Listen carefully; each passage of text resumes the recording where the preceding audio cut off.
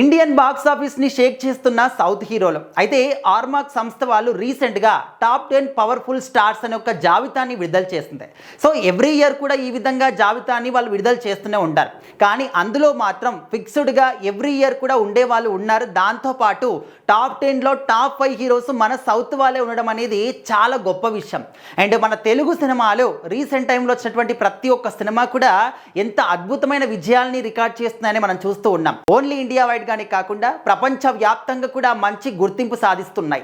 And మన Telugu cinema యొక్క గొప్పదనాన్ని, తెలుగు జాతి యొక్క ఖ్యాతిని ప్రపంచానికి కూడా పరిచయం చేస్తున్నారు మన తెలుగు దర్శకులు కావచ్చు, హీరోలు అందరూ కూడా.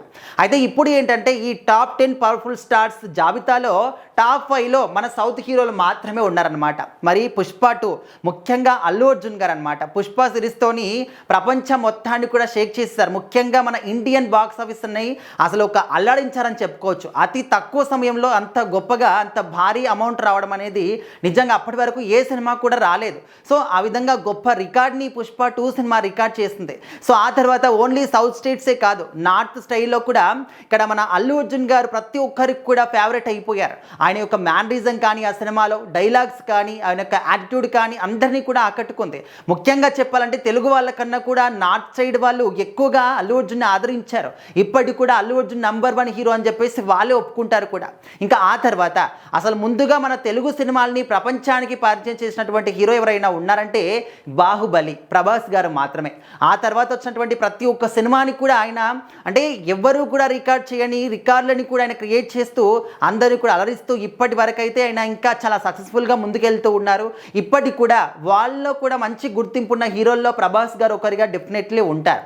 సో ఆ తర్వాత యష్ గారు. సో మరి కేజీఎఫ్ సినిమాతోని యూత్లో ముఖ్యంగా ఎంత మంచి క్రేజ్ని సంపాదించుకున్నాడు. సో యూత్ మనసు మొత్తాన్ని కూడా ఉర్రూతలూగించేశాడు యష్ గారు.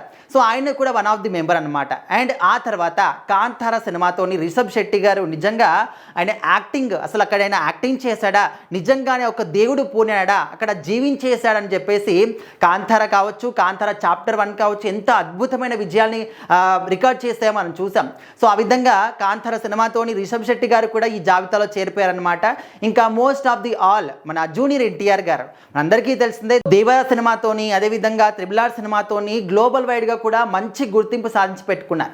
సో అదేవిధంగా మనం చూసాం కొన్ని వీడియోస్లో జపాన్కి వెళ్ళినప్పుడు కూడా అక్కడ ఉన్నటువంటి వాళ్ళు ఆయన కోసం తెలుగు నేర్చుకొని, ఆయన ఆటోగ్రాఫ్ కోసం ఆయనతో తెలుగులో మాట్లాడి, సో నిజంగా వాళ్ళు ఎంత ప్యూర్గా ఎంత మాట్లాడుతూ ఉంటే ఎంత హ్యాపీగా అనిపించింది అనమాట.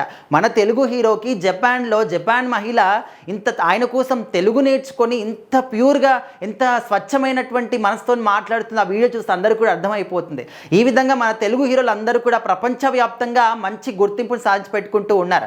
అండ్ ఇక్కడ ఓన్లీ తెలుగుని కాదు, సౌత్ హీరోలు అందరూ కూడా అనమాట.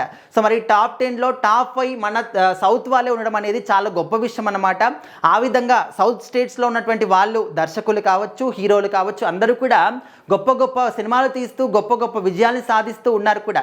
సో వీళ్ళందరూ కూడా ఇప్పుడు మళ్ళీ ఇంకా మరొక సెంచరీని క్రియేట్ చేయడానికి, మరొక తరాన్ని ఎంటర్టైన్ చేయడానికి రెడీగా ఉన్నారనమాట. ఇంకా గొప్ప గొప్ప సినిమాలు తీస్తూ ఉన్నారు, చాలా బిజీగా గడుపుతూ ఉన్నారు. మరి ఆ రాబోయే సినిమాలు కూడా ఏ విధంగా ఉంటాయనేది ఖచ్చితంగా వెయిట్ చేసి చూద్దాం.